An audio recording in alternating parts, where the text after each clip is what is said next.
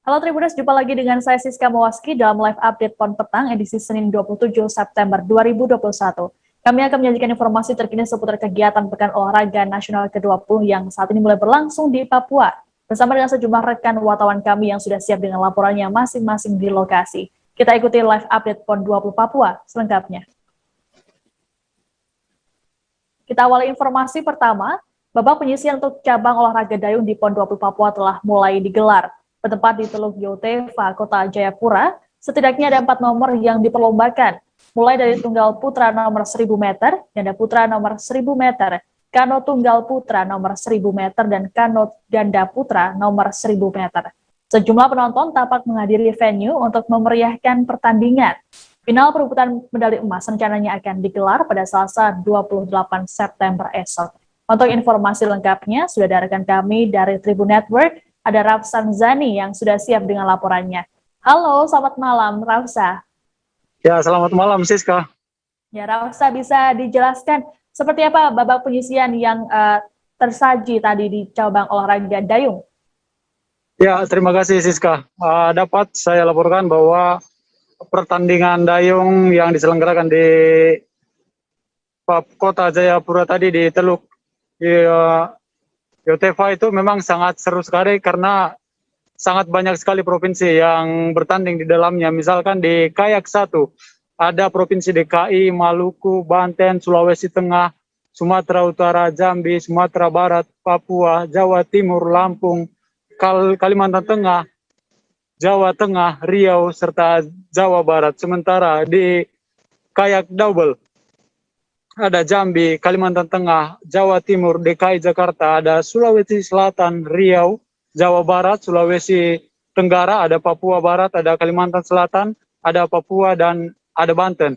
Dan sementara itu, di nomor kanu 1000 meter, kanu tunggal, ada Papua Barat, ada Sumatera Barat, ada Kalimantan Selatan juga, ada Kalimantan Tengah, ada DKI Jakarta, Sulawesi Barat, Jawa Timur, ada Banten, kemudian Jawa Barat, Sulawesi Tenggara, ada Jambi, dan ada juga Papua. Dan di kanu double nomor 1000 meter ada Jawa Timur, Jambi, Papua, Sulawesi Tenggara, Sulawesi Barat, Kalimantan Selatan, Sumatera Barat, ada Jawa Barat, Papua Barat, Sulawesi Tengah, dan Banten. Jadi itu merupakan provinsi yang mengikuti nomor-nomor pertandingan yang diperlombakan di dayung tadi, Siska. Ya, Rafsa, tadi disebutkan bahwa grand final akan dilaksanakan pada esok hari, dan apakah sudah diketahui siapa saja yang masuk dalam final tersebut dan apa target mereka? Ya, data-data yang memang yang untuk masuk ke final memang malam ini rencananya akan disusun lagi oleh panitia pelaksana.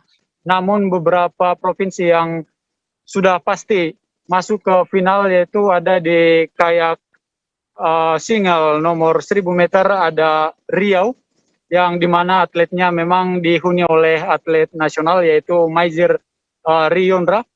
Kemudian di kayak double ada juga Jawa Barat, di kanu double ada juga Jawa Barat. Kemudian ada juga provinsi Jambi di kano single yang dimana atletnya diwakilkan oleh Jubakri. Kemudian ada juga Papua Barat. Jadi cukup banyak sekali, dan untuk update-nya memang kami juga masih menunggu dari pihak panitia siapa-siapa yang akan bertanding di laga final besok. Siska. Baik, Rafsa, kami tunggu update-nya.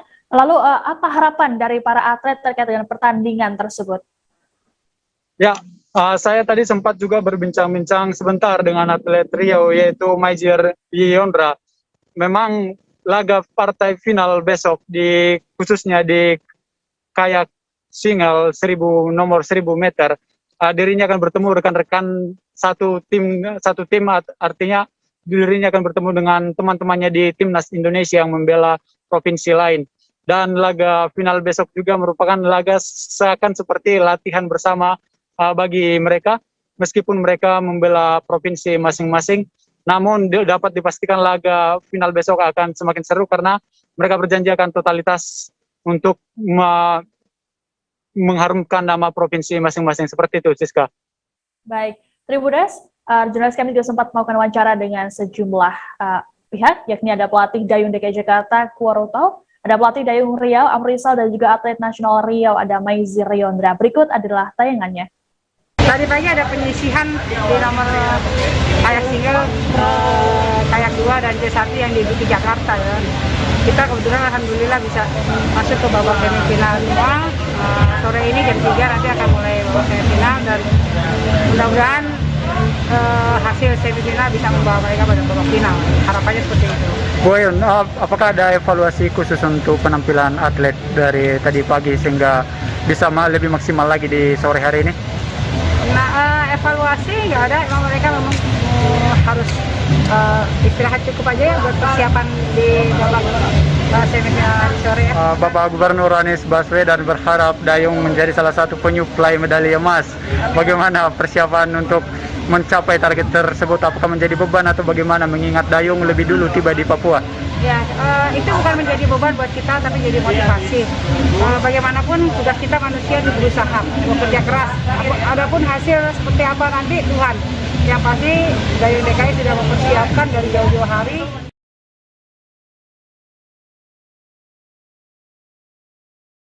Kita berterima kasih banyak kepada panitia.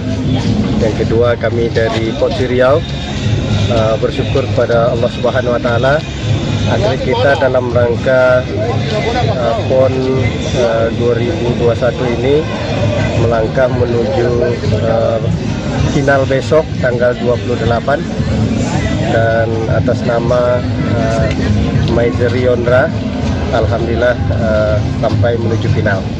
Kalau evaluasi saya rasa tidak ada, kita hanya berdoa dia tetap berjuang dengan maksimal dan membawa dan mengharumkan nama Riau dalam rangka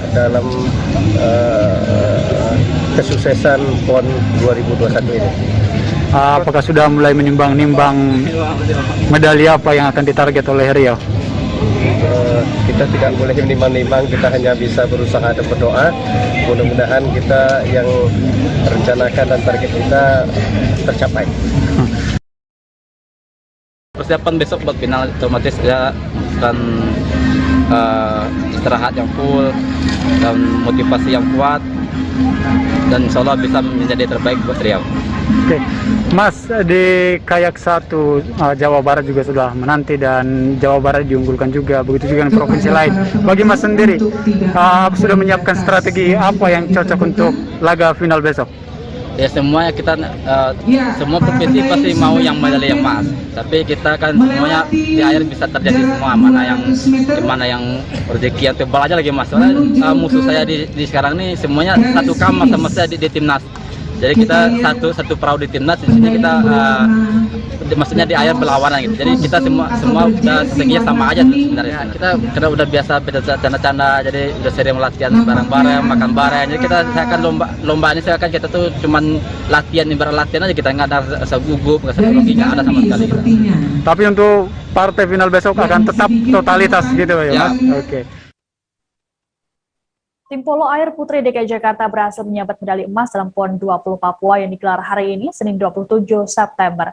Dalam laga tersebut, tim DKI mengalahkan tim polo air putri Jawa Barat yang berlangsung dalam 4 babak. Selama laga berlangsung, kedua tim saling menyerang satu sama lain, sehingga menghasilkan skor yang tidak begitu jauh, yakni 10-7. Informasi lengkapnya akan disampaikan oleh jurnalis Tribun Papua dan Kelvin Erari di sana. Halo, selamat malam Kelvin. Halo Siska, selamat malam. Ya, Kelvin, bisa diceritakan seperti apa jalannya pertandingan tadi? Iya, jalannya pertandingan tadi antara tim polo air putri DKI Jakarta melawan Jawa Timur itu cukup seru, di mana kedua tim ini saling menyerang dengan menggunakan bermacam-macam strategi.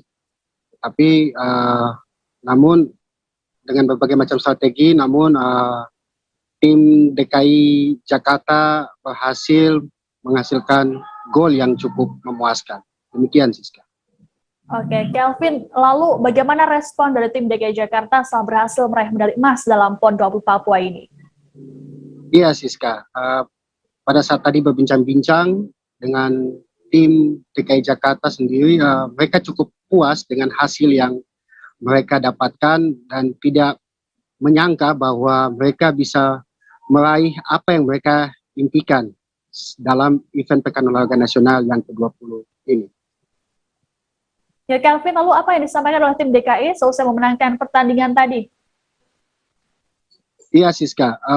Sesudah memenangkan pertandingan tadi, mereka juga tidak lupa untuk mengucap syukur kepada Tuhan terutama, dan kemudian menyampaikan banyak terima kasih kepada masyarakat Jakarta yang telah mendukung mereka dengan bentuk macam dukungan, dan kemudian juga mengucapkan terima kasih kepada masyarakat Papua yang telah menerima mereka dan hingga bertanding hingga proses pertandingan ini selesai. Demikian, Siska. Baik, terkait dengan hasil pertandingan tadi, kami akan menampilkan pernyataan dari pelatih Polo Air Putri DKI Jakarta, Dediki Siahaan. Berikut adalah tayangannya. Yang pasti ini semua kerja keras dan juga usaha dari kami semua, satu tim, pelatih, pemain, juga dukungan orang tua, yang tidak lepas semua dari campur tangan Tuhan. Terima kasih Yesus. Karena tidak ada itu semua, kita tidak berhasil, dan kita sudah berusaha semaksimal mungkin, karena berhubungan ini juga adalah kami sebagai runner up prapon, tapi ternyata kami bisa memenangkan di ajang PON tersebut, event utama di negara kita ini, bukan olahraga nasional ini. Dan yang pasti semua atlet menjalankan strategi, itulah kunci utama, dan juga fisik semua kuat, semua kebutuhan dari pemain sangat sempurna, bisa kita katakan seperti itu. Terima kasih juga buat Jawa Barat sudah menampilkan permainan yang sangat menarik pada perebutan medali emas ini. Tapi memang inilah hasil pertandingan. Ya, inilah keberuntungan buat tim DKI Jakarta yang mendapatkan medali emas, yang mempertahankan yang sudah ketiga kalinya. Dan medali emas juga pertama buat kontingen DKI Jakarta tentunya. Untuk masyarakat di DKI, kita tidak henti-hentinya mengucapkan terima kasih atas dukungan dan juga doanya, walaupun tidak ada di Papua, tapi kami merasakan atmosfer yang begitu kuat daripada pendukung-pendukung, untuk khususnya cabang olahraga polo air dari masyarakat DKI, juga untuk masyarakat Papua. Semuanya saling kerjasama yang baik, sehingga di ajang pertandingan semua ini sampai selesai untuk tim putri khususnya, semuanya berlangsung tidak ada masalah sedikit pun. Terutama kita hindarkan namanya kericuan, tapi semua berlangsung dengan secara sportif. Itulah olahraga. Kontingen Kalimantan Selatan berhasil lolos di 2 nomor pertandingan cabang olahraga e-sport PON 20 Papua, yakni game PUBG Mobile dan Pro Evolution Soccer atau PES. Di nomor pertandingan eFootball PES 21, Kalsel yang diperkuat 2 gamers andalan Banua, Romi Hadiwijaya dan Riza Alfikri berhasil melaju hingga babak Grand Final yang berlangsung pada Minggu 26 September 2021 malam. Namun tim Kalsel harus mengakui keunggulan tim Jawa Barat saat menjalani pertandingan sengit dengan skor akhir 1-2. Atas hasil tersebut, Kalsel berhasil membawa pulang medali perak di ajang eksibisi PON 20 Papua 2021. Lalu seperti apa informasinya? Sudah ada rekan kami dari Banjarmasin Pos, ada Amirul Yusuf yang akan melaporkannya untuk Anda. Halo, selamat malam waktu Papua, Amirul.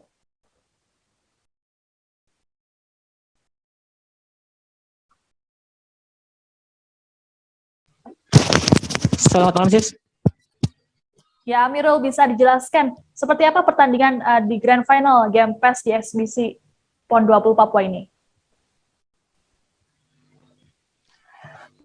Tim e-sport Kalsel harus mengakui tim Jawa Barat setelah menjalani pertandingan sengit dengan skor akhir 1-2 di babak Grand Final di lapangan kriket Doi Baru, Kabupaten Jayapura.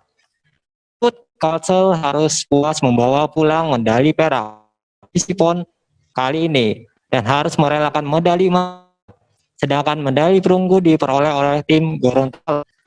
Untuk Kalsel sebenarnya membuka jalan pertandingan Grand Final. Riza Alfikri yang turun di game pertama sukses mengalahkan perwakilan Jawa Barat Ferry Gumilan dengan skor tipis 1-0.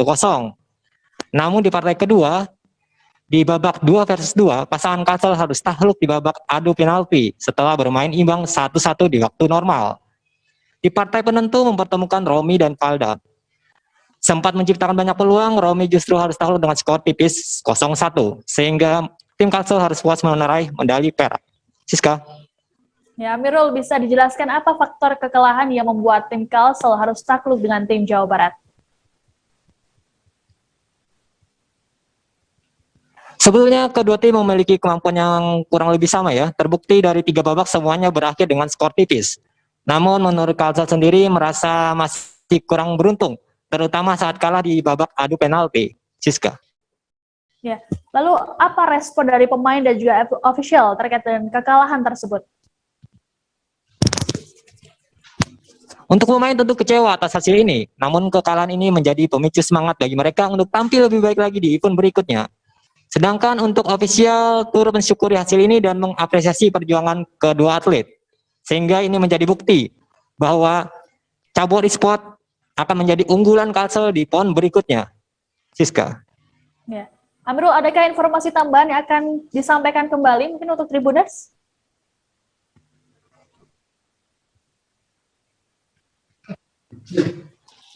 Tidak ada. Namun untuk tim PUBG, tim Kalsel gagal masuk ke 3 besar. Itu aja. Terima kasih. Oke, baik. Tribuners, kami akan menampilkan pernyataan dari Sekretaris Umum ESI Kalsel ada Handoko Trihatmojo dan juga atlet e-sport Kalsel Riza Alfikri. Berikut adalah tayangannya.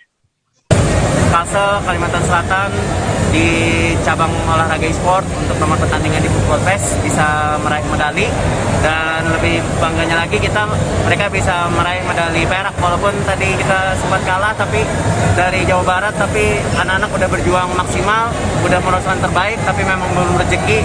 Kita patut apresiasi perjuangan mereka, dan memang hasil bukanlah suatu patokan, yang penting adalah usaha mereka yang patut kita acungi jempol ya, dari Romi dan juga Fikri yang sudah bermain sangat bagus dari kualifikasi, terus dari prapon bahkan sampai babak grand final di Papua kali ini. Kuncinya ya main sabar lah, main sabar, membuat musuh itu gimana ya? Apa sudah membaca kekuatan lawan sebelumnya, Vic? Iya, sudah membaca saya. Karena saya tahu kalau Ferry itu main cepat, jadi kalau main sabar ya bisa. Nah, di laga co-op sayang sekali kita harus gagal di babak adu penalti. Mungkin faktor apa nih, Vic, menurut Fikri, Vic? Kalau penalti faktor keuntungan aja sih. Berarti bisa dikatakan kita tidak kurang beruntung pada malam hari ini, Vic ya? Iya, benar. Tim tenis kontingen Jawa Timur baik putra maupun putri berhasil menyapu bersih kemenangan di pertandingan pertama PON 20 Papua yang digelar pada Senin 27 September di lapangan tenis Yansor Kota Jayapura. Tim tenis putri menang atas tim tenis Kalimantan Selatan dengan skor 3-0. Sementara itu tim tenis putra juga berhasil menang 3-0 saat melawan tim tenis dari Nusa Tenggara Barat. Kedua tim Jawa Timur tersebut diketahui sama-sama berada di grup A masing-masing. Informasi lengkapnya akan disampaikan oleh jurnalis Surya, ada Dia Ayu yang akan melaporkannya untuk Anda. Halo, selamat malam waktu Papua, Dia. Selamat malam, Siska. Ya, Dia bisa dijelaskan setelah menyapu bersih kemenangan apa evaluasi yang akan dilakukan oleh tim tenis Jatim? Baik, tim tenis Jatim, baik putra maupun putri, hari ini berhasil mensapu bersih pertandingan perdana mereka. Kemenangan ini diraih tak lain karena tim Jatim menurunkan para pemain andalan mereka seperti Aldila Setiaji, Nadia Rafita, David Agung, Susanto, Christopher Runggat. Nah, mereka ini kan pemain dari Platnas, sehingga untuk kemenangan ini sudah diprediksi sejak awal. Karena memang Jawa Timur menjadi unggulan juga di tenis. Begitu, Siska. Untuk evaluasi, meskipun sapu bersih di pertandingan pertama ini, pelatih mengatakan atletnya masih harus ada evaluasi karena setelah ini tim Jatim tenis akan menghadapi lawan yang lebih berat. Begitu, Siska. Oke, lalu terkait dengan pertandingan mendatang, apakah tim Jawa Timur sudah mengetahui kekuatan dari lawan dia? Baik, untuk tim tenis putri selanjutnya akan melawan Papua Barat, sementara untuk tim tenis putra akan melawan Jawa Tengah. Nantinya saya sempat wawancara dengan beberapa atlet, mengatakan bahwa atlet sudah mengetahui dan juga pelatih sudah mengetahui bagaimana kekuatan lawan masing-masing yang akan bertanding besok. Begitu, Siska. Oke, Dia, apakah ada informasi tambahan yang mungkin akan disampaikan kembali untuk Tribuners? Sejauh ini masih belum ada, nanti akan saya update lagi Siska. Baik, Tribuners, kami akan menampilkan pernyataan dari atlet tenis lapangan Jawa Timur, ada Aldila Suciadi, dan juga Ketua KONI Jawa Timur Erlangga Satriagung. Berikut adalah tayangannya. Beban pastinya ada ya, tapi kan memang ini pon ketiga aku, jadi aku memang udah tahu harus apa di babak awal, dan aku udah mempersiapkan mental, fisik untuk bertanding di pon ini. Tadi kan menang udah, terus untuk besok lawannya dari Papua Barat. Sudah tahu nggak sih kalau lawannya gimana? Kekuatan ada beberapa pemain yang aku udah tahu, ada beberapa yang belum.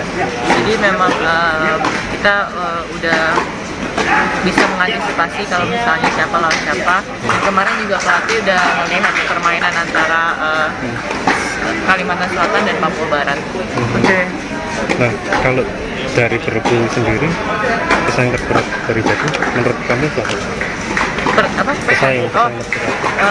Mungkin ada ini ya, Papua, DKI, sama Jawa Barat. Nah, kalau di Bergu kemarin kan emas ya, emas kan. Nah, tahun ini targetnya kalau dari tim sendiri juga emas juga, atau dari kamu sendiri? Target sih emas untuk Bergu. Untuk secara keseluruhan melihat penampilan atlet tenis tadi sangat memuaskan ya Pak? Bagus ya. Bagus. Tapi saya perhatikan sejak awal tadi, Iya. bagus sampai siang hari ini. Bagus penampilannya, ketenangannya, fokusnya itu bagus. Tribuners, kita jeda sejenak, sesaat lagi kami akan kembali dengan informasi terkait kegiatan PON Papua lainnya tetap di live update PON 20 Papua. Jadi mulai artinya terjadinya perlembekan. Nah itu untuk penetrasi akan sulit gitu ya. Dok, saya ini menurut saya memang tidak mudah, bukan urusan tanah diambil. Kalau misalnya Amerika Serikat sekarang, Rasulullah mengatakan dalam sebuah hadis bahwa berpuasa di 6 hari Syawal itu. Oke, apa kabar Bang Arif di sini untuk strateginya? Kalau saya sendiri di Jumip 37 ini yang semalam baru mulai, Apa yang dirasakan Kapten Hitam? Sebenarnya aku nggak ngerasa itu penangkapan atau penggerbegan atau apapun itu, karena gini loh, posisinya aku kriteria. Jadi kita mengenal disebut dengan stroke yang tidak berdarah dengan stroke yang berdarah. Stroke yang tidak berdarah itu biasanya ditandai dengan adanya penyumbatan. Kalau itu terjadi di sini mungkin pikirnya tidak ke situ kali ya, tapi kalau di Korea atau di Kamboja itu ada beberapa paper yang saya itu mas, ya dulunya tukang koran. Oh gitu ya, tukang koran. Ya saya baca ya Pak. Tuh kan pernah baca kan? Ya. Jadi kalau saya jadi tanggal itu udah bersyukur banget. Si anak ini dijadikan sebagai tersangka begitu. Ya, kalau ini kita bicara yang di luar kasus Sebongombo ya. Dengan nama hujan shower, di mana terdapat batas jelas antara daerah hujan dan tidak hujan yang biasanya terjadi pada fase awal mature stage atau tahap Berbahaya itu Kang. Jadi mulai artinya terjadinya perlembekan. Nah itu untuk penetrasi akan sulit gitu ya. Dok, saya ini menurut saya memang tidak mudah, bukan urusan tanah diambil. Kalau misalnya Amerika Serikat sekarang, Rasulullah mengatakan dalam sebuah hadis bahwa. Terima kasih Tribuners, Anda masih menyaksikan live update PON 20 Papua bersama saya Siska Muaski. Kita beralih ke informasi selanjutnya. Tim sepak bola Jawa Timur berhasil unggul atas tim Sulawesi Selatan pada pertandingan perdana di PON 20 Papua pada Senin 27 September di Stadion Mahachandra Universitas Cendrawasih, Kota Jayapura. Dalam pertandingan ini, tim Jawa Timur berhasil menang dengan skor 3-0. Gol pertama dihasilkan oleh Dian Sasongko pada menit 13, sedangkan gol kedua dicetak melalui tendangan penalti Faisal Yunus. Skor kemudian berubah menjadi 3-0 di babak kedua setelah terjadi gol berkat sundulan dari Erlangga Mutamasik Dina. Di penghujung babak pertama, Sulawesi Selatan harus bermain dengan 10 pemain setelah seorang pemain mendapatkan 2 kartu kuning. Untuk informasi lengkapnya, kami kembali terhubung dengan jurnalis Surya, ada Dia Ayu di sana. Halo, selamat malam Dia. Selamat malam Siska. Jadi ya bisa dilaporkan apa evaluasi dari pelatih setelah menang atas tim Sulawesi Selatan?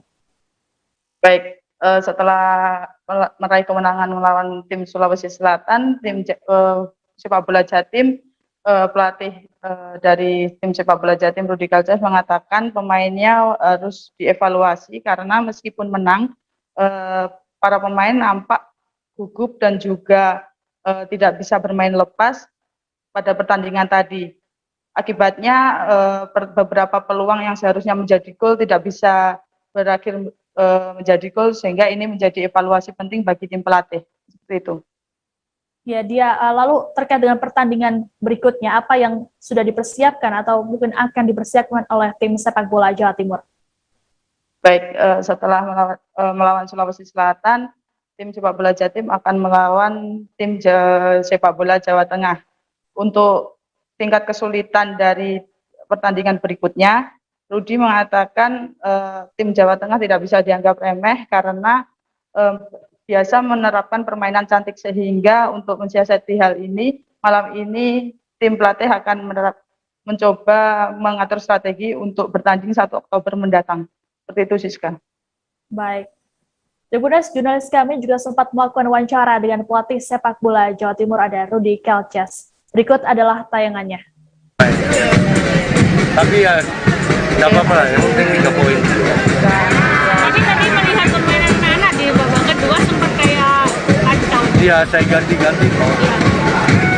Saya pikir penggantinya kalau di sana kan sama saja. Cuman tidak komunikasi. Akhirnya dikasih. Kan gol 1 pemain tapi cuma mampu nambah 1 gol, Coach. Gimana, Coach? Ya buat saya tidak apa-apa, yang penting ambil 3 poin. Maunya saya tadi gol banyak. Tapi saya kan tidak fokus anak-anak yang pertama. Karena saya mesti simpul tenaga. Karena lawannya Jawa Tengah pasti lebih bagus.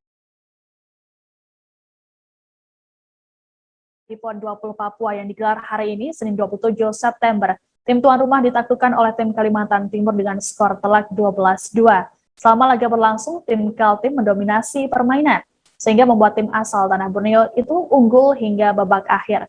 Pelatih kepala tim baseball Kalimantan Timur, Bagus Dwidanto, mengatakan bahwa kemenangan yang diraih oleh timnya berkat strategi yang diterapkan. Dengan hasil ini membuat tim Kalimantan Timur optimis akan pertandingan mendatang. Sementara itu, pelatih kepala tim baseball Papua, Daniel Sasel, merasa kecewa dengan hasil pertandingan tersebut.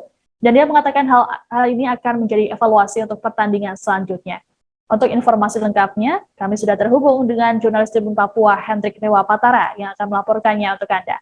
Halo, selamat malam, Hendrik. Ya, baik. Selamat malam rekan Siska dan juga Tribuners. Ya, Hendrik, pada pertandingan hari ini, apakah ada kendala yang dihadapi oleh kedua tim tersebut? Ya, baik. Dapat saya laporkan bahwa untuk kendala yang dihadapi itu hanya di tim Papua, namun untuk di tim Kalimantan sendiri, mereka tidak ada kendala karena bermain sangat lepas, sehingga dari wawancara bersama pelatih tim Kaltim, ia menjelaskan bahwa mereka mampu menerapkan strategi yang baik sehingga meraih kemenangan. Sebaliknya, dari tim Papua, mereka terkendala dengan faktor mental, di mana hasil hari ini menurutnya semua di luar interupsi yang sebelumnya diberikan oleh pelatih kepada teman-teman atau tim baseball PON Papua itu sendiri. Begitu, Siska. Ya, lalu tadi sempat disebutkan bahwa tim Papua kalah telak dari tim lawan. Lalu apakah ada peluang bagi tim baseball Papua untuk melaju ke babak selanjutnya? Iya, dari wawancara bersama pelatih baseball Papua, ia menjelaskan bahwa untuk peluang sangat sedikit. Melihat tadi Papua harus kalah, sehingga partai selanjutnya pada besok nanti melawan Jawa Barat, mau tidak mau mereka harus menang untuk bisa melaju ke tahap selanjutnya. Begitu, Siska. Oke, lalu bagaimana tanggapan ataupun respons dari Kapten tim Papua terkait dengan hasil hari ini? Iya, dari wawancara bersama Kapten tim baseball Papua, ia menjelaskan bahwa mereka belum puas dengan hasil hari ini. Dikatakan bahwa mereka belum menunjukkan kemampuan mereka seutuhnya kepada tim lawan, sehingga ini menjadi evaluasi. Menurutnya kekalahan tadi faktor kurang bersemangat, dan juga dari faktor itu akan mendorong mereka agar besok nanti melawan tim Jawa Barat akan agresif agar mendapatkan hasil yang baik. Begitu, Siska. Baik, Tribuners, terkait dengan hal ini kami akan menampilkan pernyataan dari masing-masing pelatih. Ada pelatih kepala softball Kalimantan Timur, Bagus Dwidanto, dan juga pelatih kepala tim Bisbol Papua Daniel Sasela. Alhamdulillah sesuai target, anak-anak main lepas, terus strategi jalan, dan itu hasilnya terlihat dari hasil kemenangan hari ini. Untuk evaluasi ke depan, ya aura bertandingnya seperti itu. Meskipun tadi di awal inning kami ketinggalan, tapi anak-anak masih all out, tidak merasa beban. Jadi ya itu, saya terima kasih sama tim, mereka sudah sesuai strategi tadi. Ada satu pemain yang cedera. Ya semoga, saya belum lihat ini, semoga tidak apa-apa. Jadi di 2 sisa pertandingan penyisian ini dia bisa masih tampil. Berikut lawan apa, Coach? Besok lawan Banten. Banten? Iya, di sini. Optimisnya menang juga, Coach? Wajib menang. Iya, kalau pengen kejuaraan medali wajib menang. Oke, Coach, untuk dari teman-teman sendiri mentalnya bagaimana untuk bertanding melawan Banten nantinya? Sangat siap, sudah siap 100%, karena dari pertandingan awal peningkatannya ya hasilnya seperti ini. Kami dari 2 pertandingan awal kalah, terus bisa 2 menang lagi. Nah, besok kalau kami ingin masuk juara medali ya kami wajib. Oke, untuk hari ini saya pribadi agak sedikit kecewa sih. Dari kesimpulan semua jelas hari ini semua di luar instruksi. Flashback ke belakang, apalagi kita tuan rumah. Kita hanya butuh cuaca yang bagus. Kemarin kita lawan Lampung, cuaca yang panas, anak-anak terbakar semangatnya. Tapi hari ini cuaca yang dingin, mendung, ikut dingin semua. Hanya kita butuh panas duluan sih. Karena tim saya perlu pembakar dulu. Mereka sudah naik, mereka akan naik terus. Tapi kalau keadaan seperti ini, down, mereka akan down. Jadi ini jadi PR berat buat kami pelatih. Mudah-mudahan hasil ini anak-anak banyak koreksi lah. Kita banyak koreksi untuk pertandingan besok. Mudah-mudahan yang mereka sendiri naik sendiri. Mereka naik sendiri lah, confident mereka, percaya diri mereka, yang penting naik saja dulu. Nanti setelah di lapangan benar kita lihat. Kehadiran Gubernur Papua Lukas NMB dalam pertandingan perdana cabang olahraga sepatu roda PON 20 Papua pada Senin 27 September pagi rupanya memberikan motivasi bagi tim tuan rumah. Pasalnya kontingen Papua menyapu bersih 4 medali emas di nomor ITT 100 meter dan 400 meter. Dalam kesempatan itu pula Lukas NMB juga mengalungkan medali emas untuk para juara. Papua masih berpotensi untuk meraih medali kembali di pertandingan mendatang. Pasalnya ada 20 medali dari 13 kategori yang dimainkan dalam cabang olahraga ini. Jurnalis kami dari Tribun Papua, Tio Effendi, akan melaporkannya untuk Anda. Halo, selamat malam Tio. Halo, selamat malam rekan Siska dan juga Tribuners dimanapun Anda berada, waktu Indonesia Timur. Ya Tio, bisa dilaporkan ada berapa medali yang didapatkan pada hari ini? Ya, hari ini tim Papua berkat kedatangan dari Gubernur Papua Lukas NMB, tim sepatu roda Papua berhasil meraih 4 medali, yakni mengawinkan 2 nomor sepatu roda pada ITT nomor 100 dan juga ITT nomor 400. Dan juga tim Papua berhasil mendapatkan 1 medali perunggu dari nomor ITT 400 kategori putri. Begitu rekan Siska? Ya Tio, seperti diketahui tim Papua sudah meraih sejumlah medali pada hari ini. Apakah hal itu sudah memenuhi target dari pelatih? Ya, baik, dapat saya informasikan berdasarkan target dari tim pelatih dan juga target dari Perserosi Papua bahwa target dari tim Papua hanyalah 4 buah medali emas. Dan beruntungnya berhasil dicapai semua pada hari pertama, sehingga tim Papua sudah mencapai target yang diberikan. Begitu rekan Siska. Oke, Tio, untuk esok hari, nomor pertandingan apa saja yang akan dimainkan? Ya, untuk esok hari kontingen Papua dan juga 16 kontingen lainnya akan memainkan 3 kategori, yakni ITT 200, ITT 500 dan juga sprint 1000 meter. Begitu rekan Siska. Oke, baik Tribuners, kami akan menampilkan pernyataan dari pelatih kepala tim sepatu roda Papua, Bramanto Setiawan. Berikut adalah tayangannya. Ya, siap. Acara Pekan Olahraga Nasional atau PON 20 Papua rupanya dimanfaatkan warga lokal, khususnya pedagang untuk menjajakan cenderamata khas Papua, termasuk yang terjadi di venue sepak takraw yang bertempat di Gor Trikora, Kota Jayapura. Para pedagang tersebut sengaja berjualan di area venue agar memudahkan pengunjung untuk mendapatkan pernak-pernik khas bumi cendrawasih itu. Jurnalis kami dari Tribun Jakarta, Wahyu Septiana, juga telah melakukan liputan terkait dengan hal ini serta akan melaporkannya untuk Anda. Halo, selamat malam Wahyu. Halo, selamat malam rekan siswa dan tribuner semuanya. Ya Wahyu, untuk hari pertama ini banyak sekali stand-stand yang dibuka, dan seperti apa antusias pengunjung yang membeli pernak-pernik khas Papua tersebut? Ya betul, hari ini memang hari perdana pembukaan di cabur sepak takraw sendiri di Gor Trikora Universitas Cendrawasih.